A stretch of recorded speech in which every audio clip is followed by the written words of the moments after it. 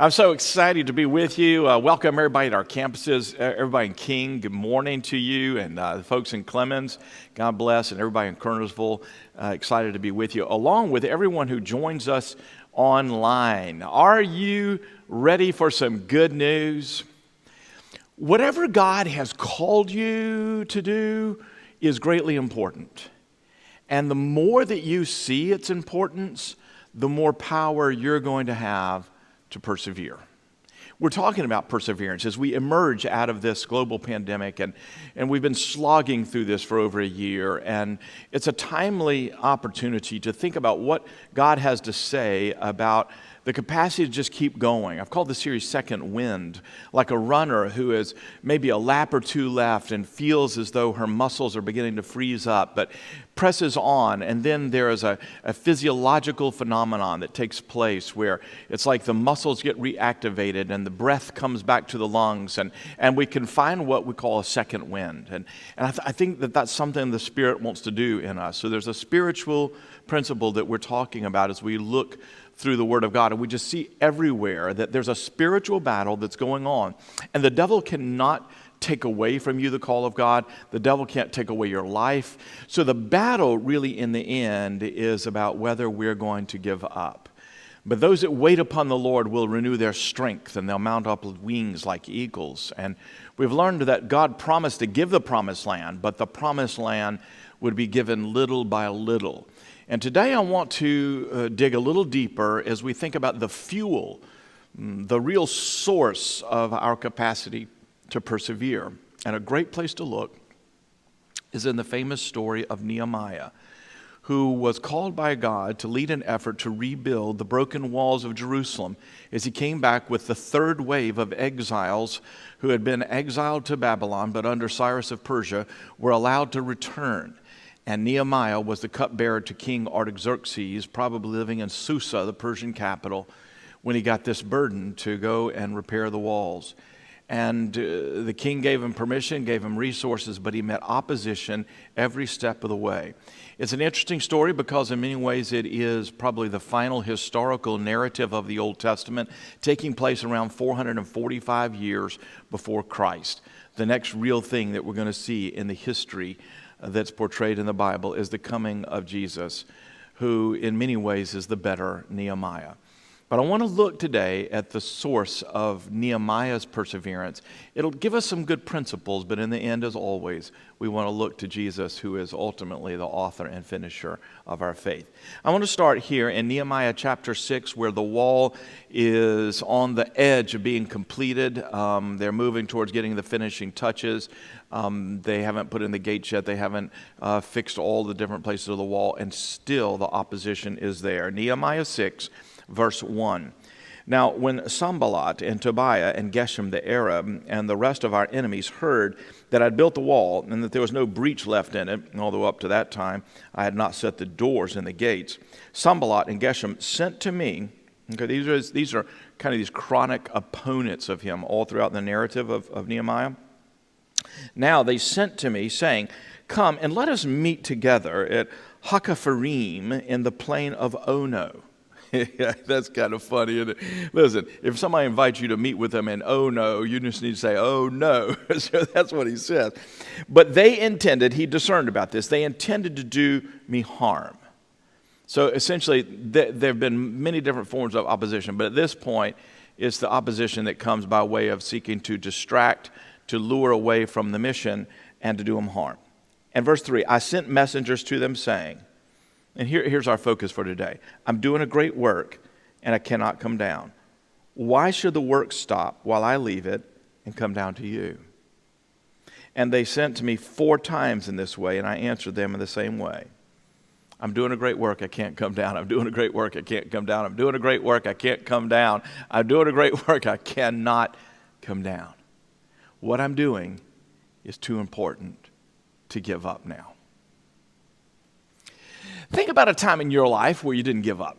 I'm talking about times when you had ample opportunity to just throw in the towel. Lots of obstacles along the way, frustrations, difficult challenges. Maybe it's in a commitment to a relationship, a family or friend. Maybe it is in a part of your job.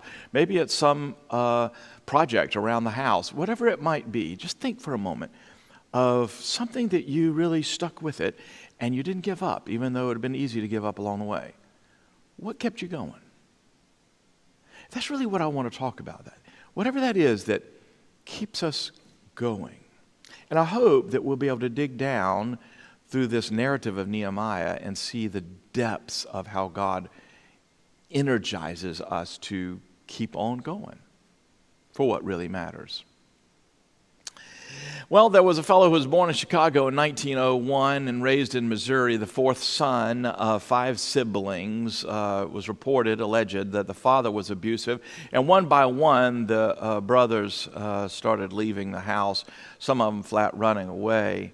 But this boy lied about his age so that he could become an ambulance driver for World War I. By the time he got to the war, it had ended. He returned back and he took a job at a Kansas City commercial art studio. But he was fired, quote, for lack of creativity. He'd always found it his solace drawing little pictures, and he kept on pursuing his dreams. Eventually decided he'd move out to California and try his hand at acting, and he failed at that. But he convinced his brother, Roy, to launch a cartoon business with him, and they launched a business called the Laugh-O-Gram Studios. It went bankrupt a couple years later. But when he was in California, and his brother Roy joined him, starting with $40 to his name, he came up with a little cartoon character. And I'm talking about an artist named Walt Disney. And the character that he created, Oswald the Lucky Rabbit. Does anybody else think that Oswald has an eerie similarity to Mickey Mouse? Maybe a little different shape to the ears. Oswald the Rabbit became the focus of a one-reel film that had a lot of success and brought Walt Disney some attention. But the producers that he worked for were in New York, and when Walt Disney went to renegotiate his contract, he found out the producer had basically stolen most of his animators, and because Disney was not astute at business at that point, that he had not protected his right to Oswald, the character, and so Oswald the Lucky Rabbit had been stolen from him as well. And so it was that Walt Disney had a long train ride from New York back to California. Disappointed and dejected, he was literally back to the drawing board. And on that train ride, after all of his failures and disappointments, bankruptcies, fired from jobs, had momentary success only to be taken from him, on that disappointed trip back to Los Angeles is where he invented Mickey Mouse. I'm really glad that that Oswald got stolen from him. It just wouldn't work to have millions and millions of kids come and say, "Look, Oswald." It just doesn't work as good as Mickey. Originally, Mickey was Mortimer the Mouse, but it was Disney's wife who suggested calling him Mickey. I'm glad he's not Mortimer also. After years of eating beans and trying his best to get a bank to loan him some money to do a film with Mickey Mouse, 300 different times he was rejected by banks until finally somebody said they would support it, and Mickey Mouse took off, and he was prospering. But during all of this, the strain was so great that Disney had, by his own admission, some sort of nervous breakdown. He took some time away, and when he came back, he had a dream of a full animated feature film. His own family said, "Don't do it. It would devastate him. It would never work." But he created in 1937 Snow White and the Seven Dwarfs. And it was a huge success, phenomenal success, and made him momentarily wealthy, which he immediately reinvested into other movies, and Bambi and Fantasia. And they were blockbuster failures. So once again, Disney lost most of his money. But his real dream was to develop an amusement park that would attract people from all over. In July of 1955, they were expecting 11,000 people to come to opening day of Disneyland in California, but because there were so many forged tickets, 28,000 people came. It looked like a stampede that day.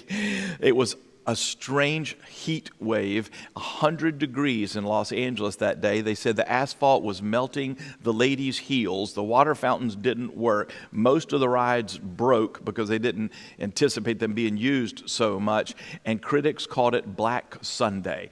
But they corrected all of their problems, and the rest is history. I love the stories of people who just keep going. What is it that makes someone persevere? What is it that has caused you to persevere through difficult times? Does it boil down essentially to this? We do what we deem important enough to keep on doing. There has to be some sense that it can be done and that it's really important that it be done. That's what moves us. And essentially, that's what Nehemiah said to his opponents as he was nearing the completion of the wall.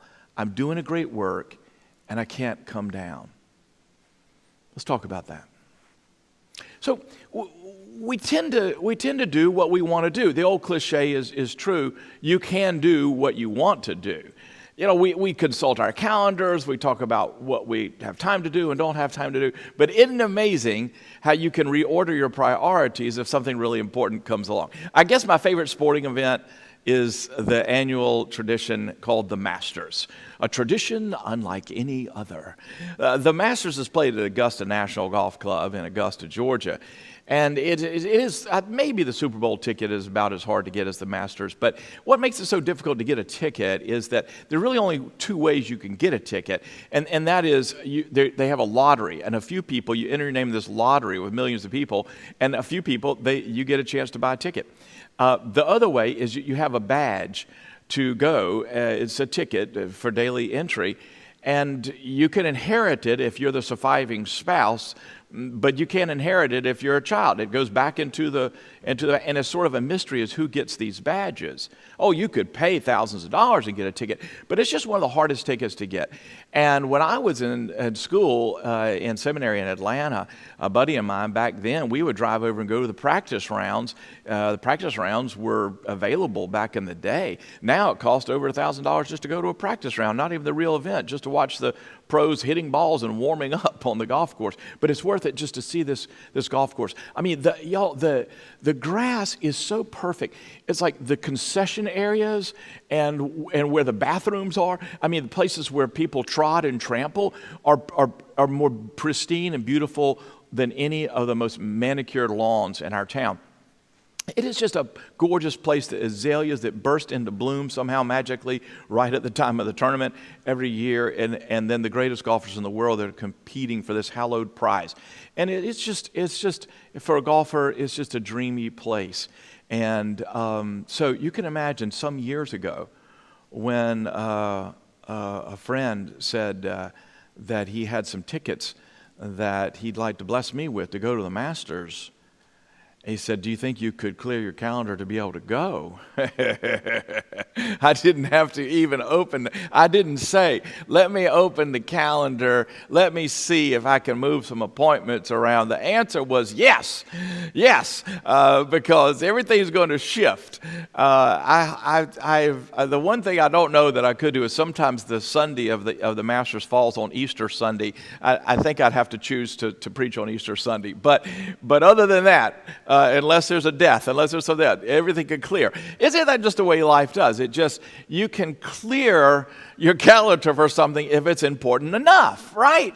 So the old cliche has a lot of truth to it, is that you do whatever you want to do. We do what we think is really, really important. I was thinking about some years ago, I was headed to Tyler, Texas, to first on Friday night speak at a fundraising banquet for a counseling ministry there, and then Saturday do an all-day Shame Off You conference.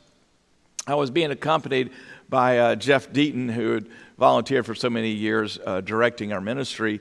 And we were going to travel out of the Charlotte airport and into Dallas. And we were going to rent a car, drive over to Tyler. I think that's the plan. Well, we got to the airport, and there was chaos there and long line. And we looked up at the screen, and our flight had been basically canceled. They said the flight was going to happen, but it wasn't going to happen until about 7 hours later. Well, that was maddening, of course. The line was long, and we're desperately trying to get up to the ticket counter. Y'all, I have never missed a speaking engagement. I don't ever plan to miss one. And I was like, this ministry, they're counting on me. I've agreed to do this many months in advance. There are going to be people gathered there, and I'm the speaker. And what are they going to do if I'm not there? And so I'm not proud of this, but I just finagled, and I broke in line. I just broke in line, because I knew I was going to miss it if I did. I just had to get up there. And I got up to the desk, and I said, my flight was canceled, so I need you to get me on another flight. And they said, well, we don't have another flight going to such and such. I said, no, put me on another airline. They said, well, we can't do that because this was not technically canceled. It was postponed. I said, it wasn't postponed. You canceled this flight. I'm getting animated enough. Jeff's up there, calm down. And at one point, I'm so embarrassed. At one point, the lady behind the desk, she said, am I going to need to call security? I'm like, well, no, I don't know. We're not going to get arrested here, am I? But I mean, y'all, I was mad. I was like, and they wouldn't transfer a ticket. So I said I had to go over to another airline counter and say, I've got to get to Dallas, and I got to get there now. And they had one, and it was I had to pay $700 out of my own pocket. And I said, okay. Why would I do that? Why would I do that? Because to me, keeping the commitment was very important. And I'm saying, isn't it interesting if you think about what you will do and persevere through and overcome obstacles? When is it? It's when you think something is really important. So the bottom line, therefore, the key to perseverance is having something important enough that you think is worth continuing in. So if you want to know what's most important to you, then all you have to do is look at your life and look at what you're committed to. And there's a lot of different ways that you can decide what's important. And it doesn't mean that what's important is necessarily the thing that should be important. I mean, the Pharisees, they thought that keeping every jot and tittle of the law was the most important thing. So they made sure that they didn't want to eat any unclean animals. So since a gnat technically was an unclean animal, according to the ceremonial law, they'd take their wine and they would pour it through a very fine filter before they drink it to make sure they didn't accidentally swallow a gnat. And Jesus looked at him and said, you swallow a gnat. You don't swallow a gnat, but you're swallowing a camel. Meaning you're avoiding the gnat, but you're missing out on the higher priorities of love and mercy and grace and relationship with people. The things that should be important are not important to you. So it's possible that someone can be super committed to something because it's important to that person, but it's not important to God. And it shouldn't be really that important to us. I mean, what's important to you ends up shaping what you're going to persevere through. I mean, like, and for Ann and me, family is just really important. It just not in an idolatrous way, but our kids, our extended family, we just both agree that's just really important. We'll do a lot to be with family, to value the family, to help care for the family. So I'll persevere through a lot. I'll change a lot. I'll reprioritize some things in order to do so. It's just important. At the deepest level, there's only one way, though, that you really can know what should be most important, and that's what happened to Nehemiah. And it essentially is to know what's important because God puts it into your heart. It's a call from God. Let's go back to Nehemiah chapter 1, verse 3. Nehemiah is the cupbearer to the king, which is an administrator, an official in the Persian king's royal court. The cupbearer was famously the one that would bring the wine and sometimes would be required to taste the wine to make sure it wasn't poison. But over time, the cupbearer really became a trusted confidant of the king because they were always in the king's presence. And that's who Nehemiah was. So he was a really favored Jew in the Persian Empire working for the king. Nehemiah chapter 1, verse 3, they said to me, the remnant there in the province who had survived the exile is in great trouble and shame. So part of this is a culture of honor and hearing that people are being allowed to return home. This is under Cyrus's rule. He allowed people to go back to their homeland, whereas Nebuchadnezzar, the ruler of Babylon, had deported them. Now Cyrus is saying people can go back, and after Cyrus, then Artaxerxes is ruling. And the same principle, you can go back home. But they're going back to their hometown in Jerusalem is still the walls in shambles, and it's shameful to them. So in a culture of honor and shame, this is heartbreaking to Nehemiah. The wall of Jerusalem is broken down. Its gates are destroyed by fire. So Ezra had gone back earlier, was rebuilding the temple, but nobody rebuilt the wall. In verse 4, as soon as I heard these words, I sat down and wept and mourned for days, and I continued fasting and praying before the God of heaven. See, the Lord didn't give Nehemiah a law. He didn't say, thou shalt go rebuild the wall. He didn't even give him an incentive, like, if you will rebuild the wall, then I'll really bless you. But what did he do? The Lord put a spiritual sensitivity inside of Nehemiah's heart so that, in a sense, his heart was broken for what God's heart was broken for. He was moving him by a deep inward sense of call. And it was not merely a mission to rebuild a wall. That would miss the importance of the story of Nehemiah. The wall was important because it meant security. The wall was important because it meant identity. The wall was important, but what it really was about is restoring a people, restoring a way of life, restoring community one with another and fellowship with God. In other words, Nehemiah found himself, without expecting it, wanting deeply the very thing that God wanted. And he put it down into his heart.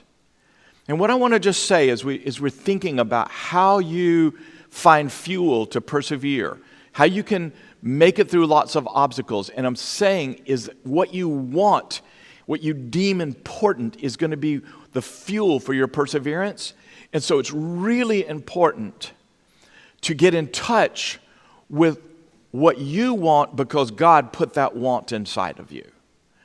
I don't have time to talk long about this, but I think it's really important for a lot of us, especially if you've grown up in any environment where you were uncertain whether your needs and wants mattered much.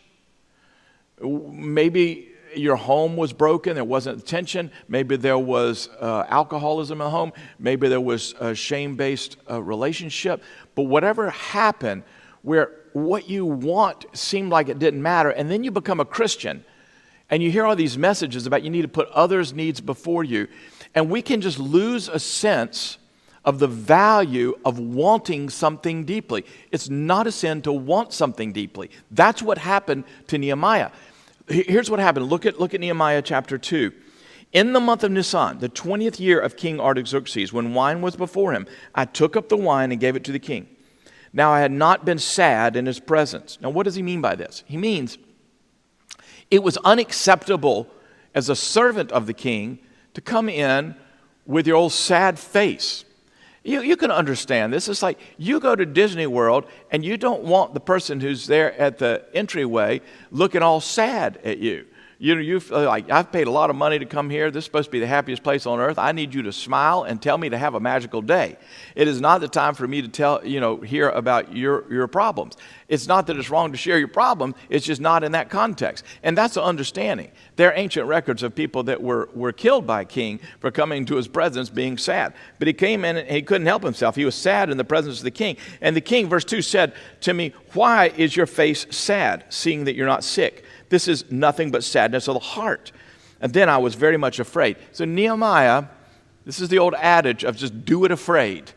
Sometimes there is a passion, a call that just runs deeper than anything else, such that even though you're afraid to pursue it, you just know you got to pursue it. And that's what he does. I said to the king, let the king live forever. Why should not my face be sad when the city, the place of my father's graves, lies in ruins, and its gates have been destroyed by fire?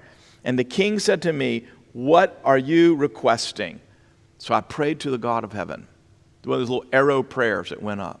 Look at this. This is where I want you to focus.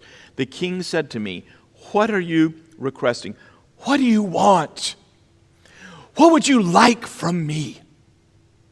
I'm just so thankful that Nehemiah didn't shrink at this point, but he made the bold request to be released, to go rebuild the wall, to be given resources to build that wall. He dreamed a God-sized dream at this point because of the call of God in his life. And the reason I think it's imperative to pause on this point is that I wish that I had understood this early in my Christian life, and I didn't. I so foolishly thought that turning down opportunities or honors was an expression of humility, when I realize now that many times it was just missing on the opportunity that God wanted me to be passionate about. One of those times when I was in seminary and I was interning at First Presbyterian Church in Atlanta, and I had an opportunity to preach one time. And at the end of that message, a man in that church came to me. I can't remember if he was a member there or if he was just visiting. But he made an appointment to talk to me. And he said, I know you're just starting out your ministry. He said, but I feel like I would like to help you. And he said, well, what do you envision in your ministry? And I told him I envision pastoring a church. And he went on to tell me that he had been one of the principal founders and benefactors that had started a ministry for a man. His name was Ben Hayden. He's in heaven now. He was a Presbyterian pastor in Tennessee who they launched a nationwide radio and TV ministry. In fact, you can still hear Ben Hayden's messages on American Family Radio on the weekends. And he looked at me, this man did, he said, in the way that I helped him, I want to help you. I didn't have a dream big enough to match what he wanted to do. And I didn't know what to even request of him. Oh, I do now. Oh, if he would come to me now, I do know. Now I know. Ironically, all these years later, where the Lord put on our heart a ministry that would extend around the nation, conferences and radio ministry and digital expansion, and that we would dream of having it all televised as well, of course. But at the time, my dream didn't match up. And eventually, he said, well, I just have nothing to ask of him. And eventually he said, well, I want to at least buy you some clothes. And I went to a men's clothing store. My wife went with me, and she reminded me that day, she said, all you got was a sport coat and a pair of pants. You know, he would have bought you a wardrobe. I was mistaking humility as an expression of, I wouldn't want to ask too much. And instead, what I was actually missing was opportunity. And this is what happened with Nehemiah. Huge call that came into his life by this burden. And he goes before the king of Persia. And the king of Persia said essentially, what do you want? What is it that's burning inside of your soul that must be done? I remember some years ago hearing Rick Warren, the author of the famous Purpose-Driven Life. I heard him say at a conference one time, he said, the thought of me going to bed tonight and recognizing that there are thousands and thousands and thousands of people around the world that will die tonight and go to a Christless eternity. He said, the thought of that feels unbearable to me, and it fuels everything I do. Wow. You know, I realize for many years I've talked to people about the healing of shame. The idea that we don't measure up and we got to be better in order to be acceptable, and it misses the gospel, it misses grace, and it binds our hearts into fear and limits us so much. And the idea of people being left in their shame when they could discover grace, the idea of that is unbearable to me. That's why I wrote a book about that. That's why I spend so much time talking about it. And the other day I was in a public place, and there was a parent, mom there, and there was a 3-year-old. And I've just been thinking so much about blessing, having written about this, and our church studying the practice of the power of blessing and speaking positive vision. And I watched this 3-year-old, just being a 3-year-old in this public place, giggling a bit, whirling around a little bit. And I watched the mother go over and speak some demeaning words to the 3-year-old, and then pop the child's bottom, really just for being a 3-year-old, when it was a great opportunity for a parent to bless a child. And the idea of children growing up void of the sound of blessing over their life, that feels unbearable to me. I'll do a lot to keep trying to get that message out. What you want is powerful passion for perseverance, and what you want, if it's going to be the thing that God wants, is going to be born in your heart by the Holy Spirit. And so what happens then when that happened to Nehemiah, it just created a blazing focus, refusing to get manipulated. There's a spiritual battle, beloved, and Nehemiah symbolizes this all the way through and all the opposition, because anytime that you seek to persevere in something that God's given you to do, there's going to be opposition.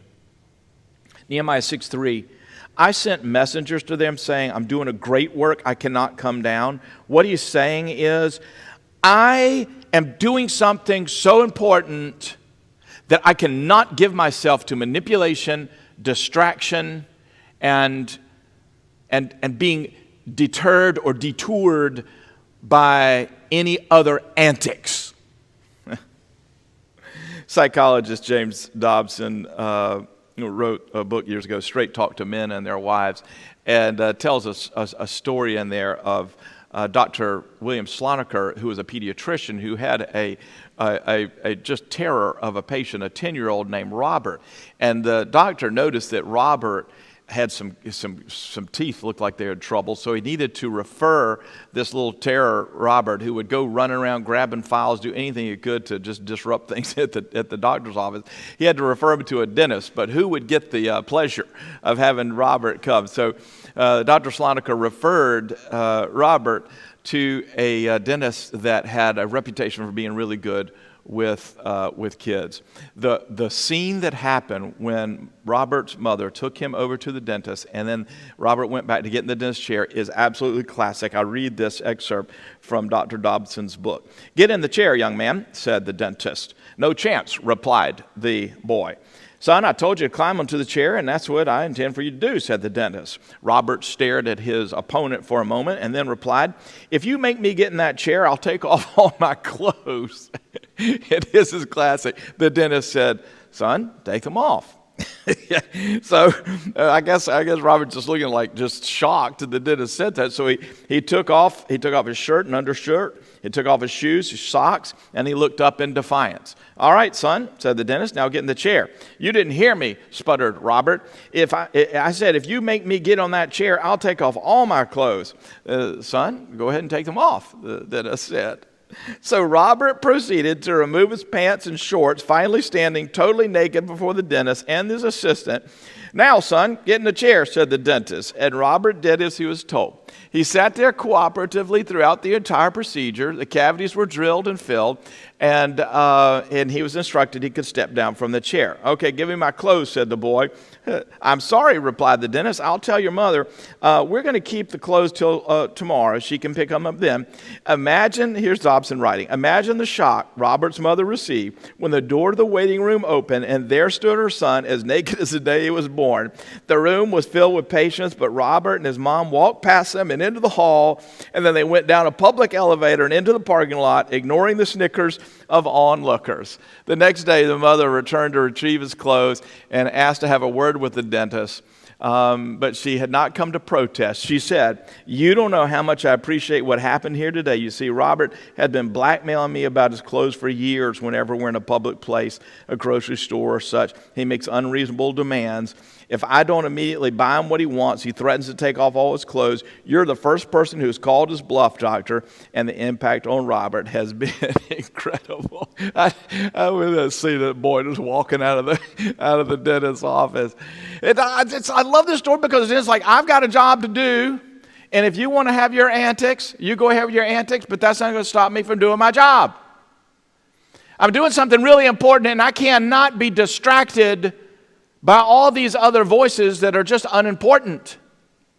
Nehemiah knew that there was a trick, a plan that had been conceived by his opponents to not just get him into a conversation, but the conversation was going to lead into a distraction or even harm to him. There's an interesting parable Jesus told in Matthew chapter 13. He said this, "The kingdom of heaven may be compared to a man who sowed good seed in his field." Matthew 13:25. "But while his men were sleeping, his enemy came and sowed weeds among the wheat and went away. So when the plants came up and bore grain, then the weeds appeared also. And the servants of the master of the house came and said to him, 'Master, did you not sow good seed in your field? How then does it have weeds?' And he said to them, 'An enemy has done this.' So his servants said to him, 'Then do you want us to go and gather them? Do you want us to go pull the weeds up?' But he said, 'No, lest in gathering the weeds you root up the wheat along with them. Let both grow together until the harvest. And at harvest time, I'll tell the reapers, gather the weeds first and bind them into bundles to be burned, but gather the wheat into my barn.'" See, farming experts tell us, especially in that area of Palestine, there's a wheat and a kind of weed that grows that initially the weed looks very much like the wheat. They look so similar you could go and pull up the wrong one. And they can grow so close to each other that in trying to pull up one, you ruin the other. That in trying to address the distractions of his enemies, Nehemiah realized that he would be sabotaged from the wheat, from the harvest, from the wall that was being rebuilt. So there's a spiritual battle that's going on. You see it explicitly throughout Nehemiah, most pointedly in Nehemiah chapter 4, at verse 16. "From that day on, half my servants worked on construction, half held the spears, shields, bows, and coats of mail. And the leaders stood behind the whole house of Judah, who were building on the wall. Those who carried burdens were loaded in such a way that each labored on the work with one hand and held his weapon in the other."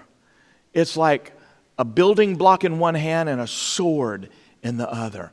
And there's a picture for us in life that we have to recognize we're in a spiritual battle, that which is important to continue is important enough that we face the battle at hand. Wow. So here's how it works, if I were to sum it up. Passion, that is a deep inward call, is the fuel for perseverance. And here's how it works. First, we do what we want in life.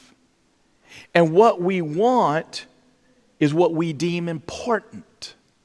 And what's important, ultimately, is God's call. So we need to discern His call. And once we know we're in God's call, we know it's a great work.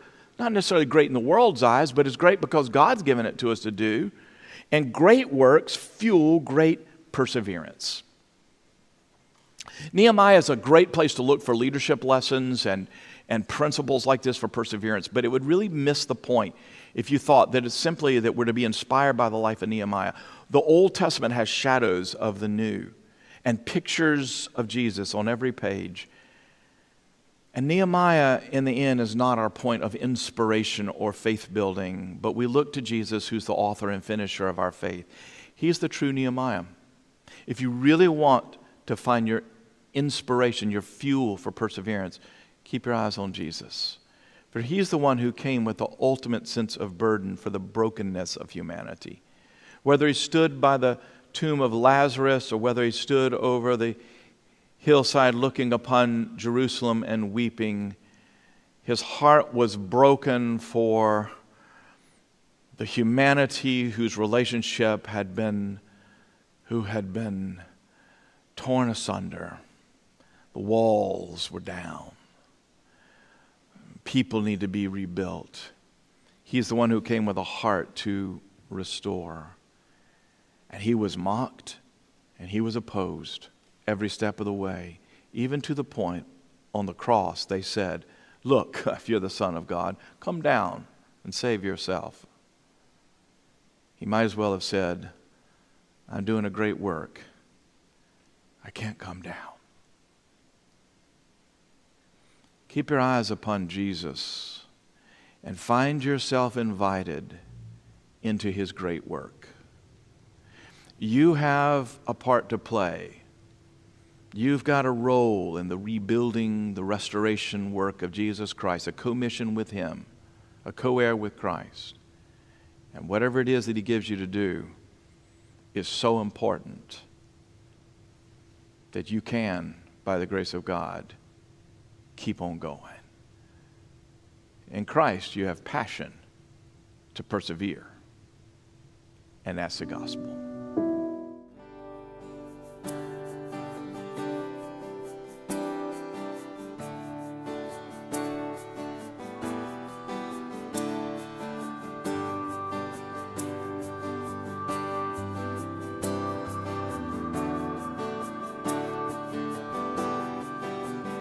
Oh, you come to bring peace, to be love, to be nearer to us. So you come to bring life, to be light, to shine brighter in us. Oh, Emmanuel, and God with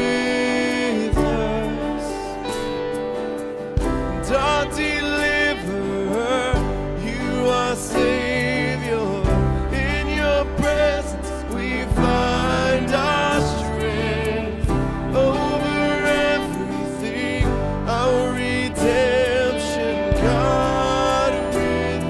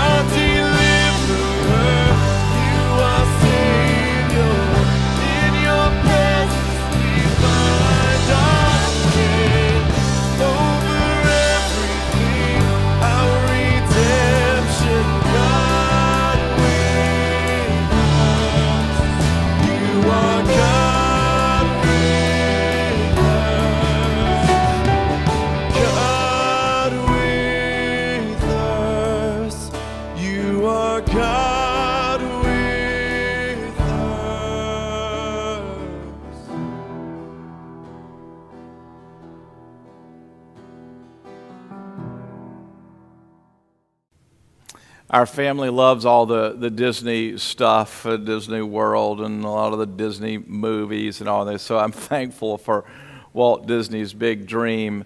I never realized till I was reading more of his biography this week how thankful I was that he lost the rights to Oswald the Lucky Rabbit.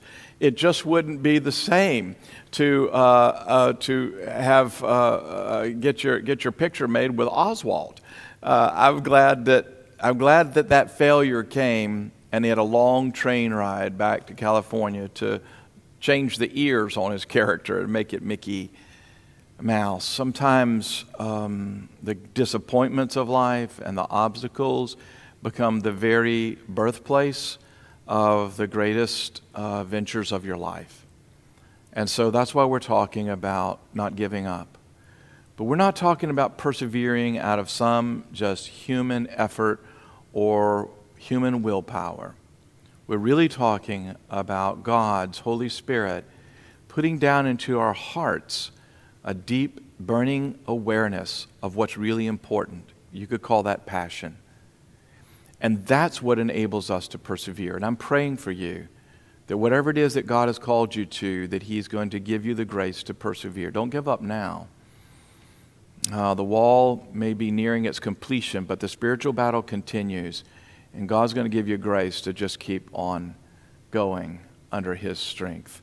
May the Lord God bless you and keep you, and be kind and gracious to you, and make His face to shine upon you, and give you His peace today and every day forevermore. Amen.